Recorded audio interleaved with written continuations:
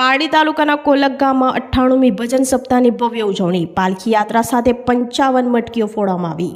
પારડી તાલુકાના કોલક ગામ ખાતે દર વર્ષની જેમ આ વર્ષે પણ પરંપરાગત અને શ્રદ્ધા ભક્તિ સાથે ભજન સપ્તાહની ભવ્ય ઉજવણી કરવામાં આવી હતી। આ વર્ષે ભજન સપ્તાહનું 98મું વર્ષ ઉજવવામાં આવ્યું હતું। આ પ્રસંગે દિવસ રાત સતત મંદિરમાં ભક્તિમય માહોલ વચ્ચે ભજન કીર્તનનું આયોજન કરવામાં આવ્યું હતું। સપ્તાહમાં આજે સવારે આખા ગામમાં શ્રદ્ધાભેર ભગવાનની પાલખી યાત્રા કાઢવામાં આવી હતી। આ શોભાયાત્રા દરમિયાન ગ્રામજનો દ્વારા અનોખી રીતે ઉત્સાહપૂર્વક 55 જેટલી મટકીઓ ફોડીને ભક્તિમય ઉત્સવ કોલક ગામે ઉજવાયો હતો। આ ધાર્મિક પ્રસંગે જીતેન્દ્રભાઈ ટંડેલે જણાવ્યું હતું કે શ્રાવણ માસ એટલે સનાતન ધર્મનો પવિત્ર માસ કહેવાય છે। કોલક માછી મહાજન સમાજ વર્ષોથી આયોજન કરતી આવી છે। આ વર્ષે 98મું વર્ષ પૂર્ણ કર્યું છે। અમારા હોળીવાળા મહારાજ આવે છે તેની ગાડી પણ લગભગ 550 વર્ષ જૂની છે।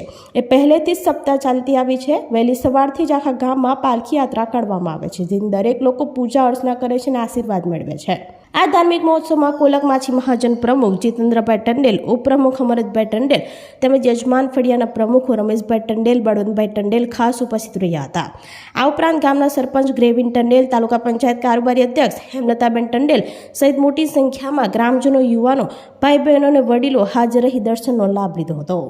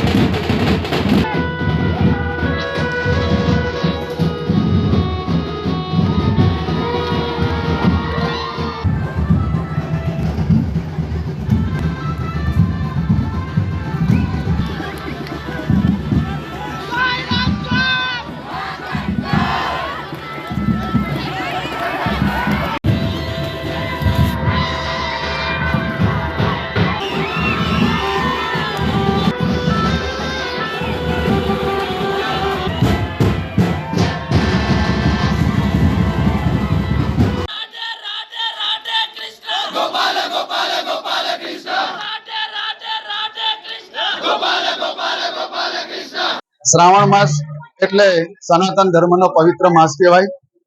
શ્રી કોલક માછીમાજન પંચ વર્ષોથી ભજન સપ્તાહનું આયોજન કરતી આવી છે. આ વર્ષે 98મું વર્ષ શ્રી માછીમાજન પંચે વર્ષ પૂરું કર્યું છે. કહેવાય છે કે વિક્રમ સંવત શરૂ થયો અને પછી આપણે 2082 હોય કે ઈસવીસન 2026 હોય, પણ અમારી જે સપ્તાહ શરૂ થઈ એ તો લગભગ વર્ષોની છે. અમારા જે હોડીવાળા મહારાજ અહીંયા આવે છે એની ગાદી પણ લગભગ 550 વર્ષ થયા. એ પહેલાની સપ્તાહ ચાલતી હતી, પણ અમારા વડીલોએ જ્યારથી નોંધ રાખી ત્યારથી આજે 98મું વર્ષ અમે ઉજવી રહ્યા છે.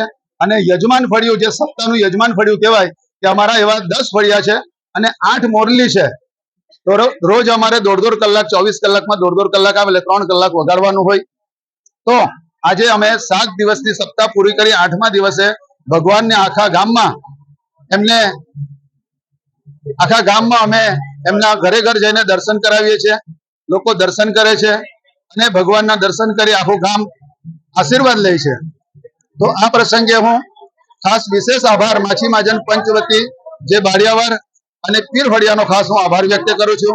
કારણ કે આ પ્રસંગે જે બાળિયાવાર અને પીર ફળિયાના જે યુવાનોએ જે સરસ આયોજન કર્યું, આયોજનમાં કે આખા ગામમાં એને શણગાર કર્યો, મંદિરની સામે જે ગેટ બનાવ્યો, એ પ્રસંગે હું માછીમાજન વતી હું ખૂબ ખૂબ એમનો આભાર વ્યક્ત કરું. અને છોકરાઓએ જે બંને યજમાન ફળ્યું છે એમાં અંદાજિત લગભગ આખા ગામમાં 55 જેટલી મટકી બાંધી હતી. અને એ 55 મટકી સવારે 8 વાગે નીકળ્યા હતા અને બપોરે 12 વાગે આખું ગામ ફરીને પછી મંદિરે 12 વાગે આરતી કરવા માટે પહોંચી ગયા. એટલે આ પ્રસંગે હું ખાસ યુવાનોનો ખૂબ ખૂબ આભાર વ્યક્ત કરું છું. અને થોડા જ વર્ષમાં એટલે 2028 ની અંદર કોલક ગામ સપ્તાહ નિમિત્તે 100 વર્ષ પૂર્ણ કરશે. 100 વર્ષ શતાબ્દી વર્ષ ઉજવવાના છે. ત્યારે આપ સર્વને બધાને આખા જિલ્લાને અમે આમંત્રણ પાઠવીશું કે કોલક ગામમાં જે ભજન સપ્તાહ ઉજવે છે એના 100 વર્ષ પૂર્ણ થાય છે. ત્યારે હું આ પ્રસંગે સર્વનો ખૂબ ખૂબ ભાવિક ભક્તોનો આભાર માની માછીમાજન પ્રત્યે હું આભાર વ્યક્ત કરું છું. આપણી સંકલ્પ ન્યૂઝ ચેનલને સબસ્ક્રાઇબ અને લાઇક કરો, બેલ આઇકન દબાવો, જેથી આવનાર ન્યૂઝ અપડેટ્સની નોટિફિકેશન આપના મોબાઈલ પર સૌથી પહેલા પહોંચે. Like, subscribe and share the video.